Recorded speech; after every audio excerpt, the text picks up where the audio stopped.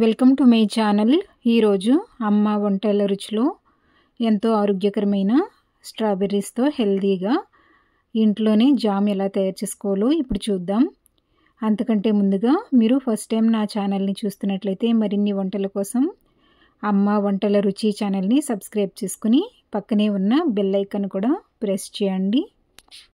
ముందుగా ఫ్రెష్గా ఉండే స్ట్రాబెర్రీలను 2-3 సార్లు బాగా వాష్ చేసుకున్న తర్వాత తొడిమలు తీసుకుని ఇలా చూపిస్తున్న విధంగా 2 ముక్కలుగా కట్ చేసుకోవాలి. వీటిని మెజరింగ్ కప్పుతో కొలుచుకుని వేసుకోండి. ఇలా 2 కప్పుల వరకు స్ట్రాబెర్రీ పీసెస్ను వేసుకున్న తర్వాత అదే కప్పుతో 1 కప్పు నిండా కానీ లేదా 1.25 కప్పు కానీ పటిక బెల్లం తీసుకున్నాను. ఈ పటిక బెల్లాన్ని చిన్న చిన్న ముక్కలుగా చేసుకుని వేసుకోవాలి. హెల్తీగా చేయడం కోసం నేను పంచదార బదులు పటిక బెల్లం తీసుకున్నాను. మీరు కావాలనుకుంటే బెల్లమైనా వేసుకుని చేసుకోవచ్చు. అలాగే 2 కప్పులు స్ట్రాబెర్రీస్కి 1 నిమ్మకాయ మొత్తం ఇలా జ్యూస్ తీసుకుని వేసుకోవాలి. స్ట్రాబెర్రీస్ పుల్లగా ఉంటాయి కాబట్టి 1 నిమ్మకాయ అయితే సరిపోతుంది. మీరు ఫ్రెష్గా ఉండే స్ట్రాబెర్రీస్ మాత్రమే తీసుకోండి. స్ట్రాబెర్రీలు బాగా పండినవి తీసుకోకూడదు. కొంచెం గట్టిగా ఉండేవి మాత్రమే తీసుకోవాలి. అప్పుడే జామ్ బాగుంటుంది. అలాగే ఎక్కువ రోజులు నిలవ కూడా ఉంటుంది. పటిక బెల్లం కరిగేంత వరకు లో ఫ్లేమ్లో ఉడికించుకోవాలి. పటిక బెల్లం కరిగిన తర్వాత ఇలా పప్పు రుబ్బుతో మ్యాష్ చేసుకుంటూ నెమ్మదిగా లో టు మీడియం ఫ్లేమ్లోకి ఫ్లేమ్ని అడ్జస్ట్ చేసుకుంటూ ఉడికించుకోండి. అలాగే పైకి వచ్చినటువంటి నూరగ మొత్తం తీసేసుకోవాలి. అప్పుడే జామ్ అనేది చాలా సిల్కీగా చూడడానికి బాగుంటుంది. ఇలా నూరగ మొత్తం తీసేసుకోవాలి. దీనిని కలుపుతూ ఉడికించుకోండి, లేదంటే అడుగంటుతుంది. ఇది కొంచెం దగ్గరగా అయ్యేంత వరకు కలుపుతూ ఉడికించుకోవాలి.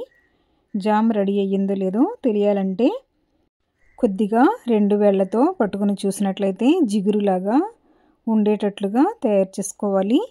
మనం గులాబ్ జామున్కి ఏ పాకం అయితే పడతామో దానికంటే కొంచెం జిగురుగా ఉండేటట్లుగా ఇది ఉండాలి.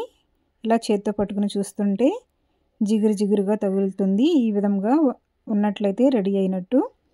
అలాగే మీకు ఇంకో పద్ధతిలో కూడా మీకు చెప్తాను. ఇలా ఏదైనా ప్లేట్ వెనకాల ఇలా కొద్దిగా వేసి ఇలా వంచినట్లయితే ఎక్కువ దూరం పాకకుండా ఇలా దగ్గరలోనే పాకుతుంది. ఇలా ఉన్నట్లయితే ఇది రెడీ అయినట్టు.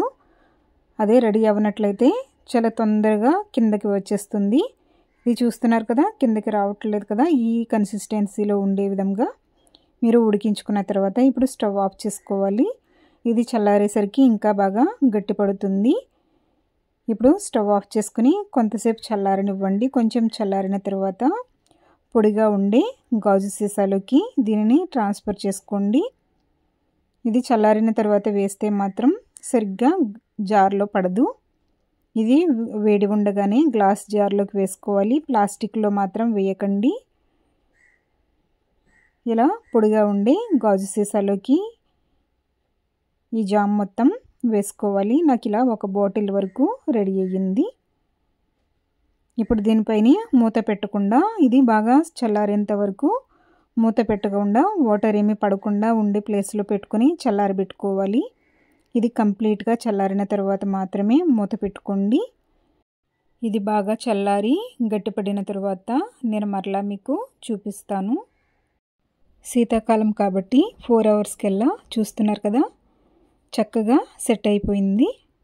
మనం దీనిని బొర్లించినా కూడా కిందకి పడకుండా ఉంటుంది. చూస్తున్నారు కదా, ఈ కన్సిస్టెన్సీలో తయారు చేసుకున్నట్లయితే ఎక్కువ నెలలు నిలవ ఉంటుంది. అలాగే మనం బయట కొని జామ్ ఎలాగైతే ఉంటుందో అదే కన్సిస్టెన్సీలో ఉంటుంది.